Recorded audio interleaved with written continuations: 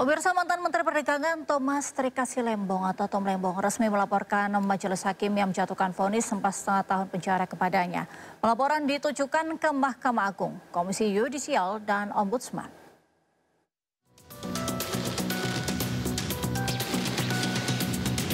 Usai menerima abolisi dari Presiden RI Prabowo Subianto yang menghapus semua tuntutan hukum terhadap dirinya, Thomas Trikasi Lembong mengambil langkah hukum lanjutan untuk menyoroti proses persidangan yang pernah dijalani. Tom Lembong melalui kuasa hukumnya mengajukan laporan ke Komisi Yudisial dan menilai majelis hakim yang mengadili kasus dugaan korupsi impor gula telah melanggar kaidah etik dan profesionalisme.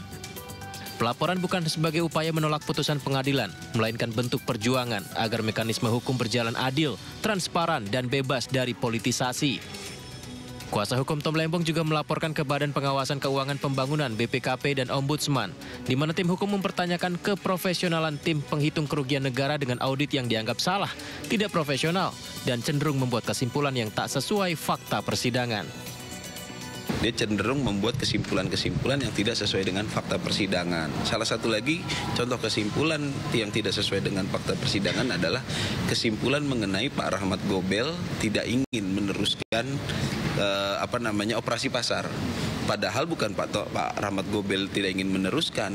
Keterangan Pak Rahmat Gobel sudah sangat jelas bahwa dia tidak sempat menandatangani perpanjangan karena sudah diganti.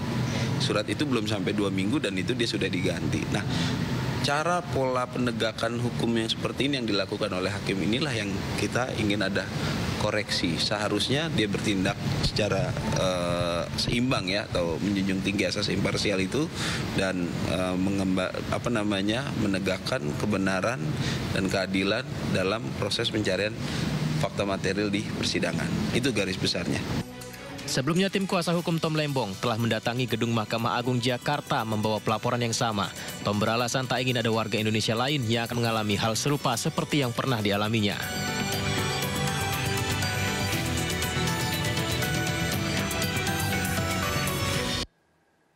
Presiden ke-7 Republik Indonesia Joko Widodo membenarkan bahwa seluruh kebijakan negara memang dari Presiden. Namun teknisnya ada di kementerian. Pernyataan disampaikan Jokowi menanggapi pernyataan kuasa hukum Tom Lembong yang menyebut kebijakan impor gula adalah instruksi Presiden. Ya, seluruh kebijakan, yang namanya seluruh kebijakan negara itu dari Presiden, siapapun presidennya. Tapi untuk teknisnya itu ada di kementerian, jadi level teknis itu ada di kementerian. Sama kayak kasus nikel itu berarti? Ya, semua yang namanya dalam konteks negara, kebijakan itu pasti Presiden. Ke utara, diarahkan. Tapi untuk teknisnya itu ada di kementerian. Viral di media sosial, mural karakter One Piece di Seragen, Jawa Tengah dihapus petugas. TNI bantah melakukan intervensi untuk hapus mural tersebut. Mulai muncul. Mural anime One Piece di Jalan Kampung Dukuh Dayu, Desa Jurangrejo, Kabupaten Seragen, Jawa Tengah dihapus. Video penghapusan ini viral di media sosial. Dalam video yang beredar, mural menampilkan lambang karakter bajak laut Shirohige dalam anime One Piece. Mural tersebut dihapus oleh warga dengan pengawalan seseorang yang diduga aparat TNI. Sementara itu, penghapusan mural tersebut telah dikomunikasikan oleh TNI dan Polri. Pendekatan persuasif juga dilakukan pada warga agar tidak salah paham.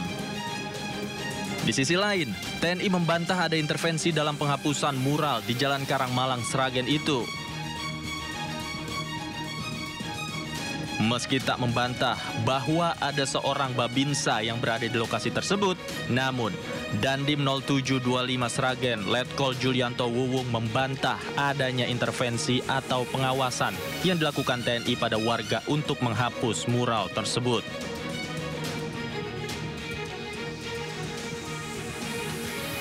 Penghapusan mural tersebut diklaim sebagai hasil koordinasi semua pihak dari aparat keamanan, perangkat desa, dan warga setempat.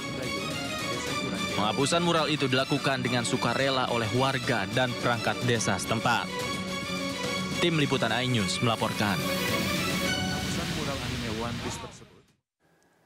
Fenomena pengibaran bendera kepala tengkorak bertopi jerami dari serial manga One Piece di tanah air dapat tanggapan dari sebuah akun yang diduga milik Eiichiro Oda, sang pencipta manga One Piece.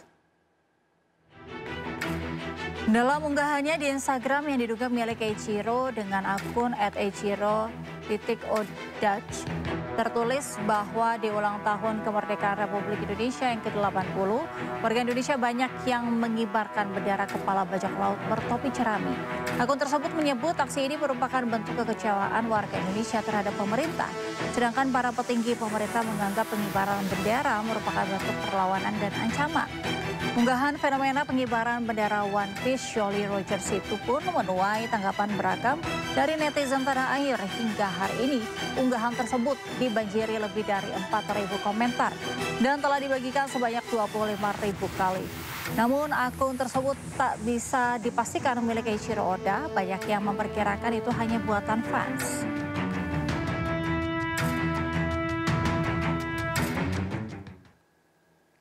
Kapolri Jenderal Listio Sigit Prabowo resmi menunjuk Komjen Dedi Prasetyo sebagai Wakapolri.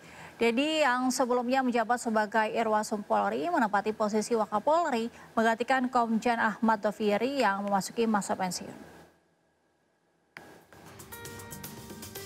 Penunjukan Dedi Prasetyo sebagai Wakapolri ditetapkan berdasar surat telegram Kapolri per tanggal 5 Agustus 2025.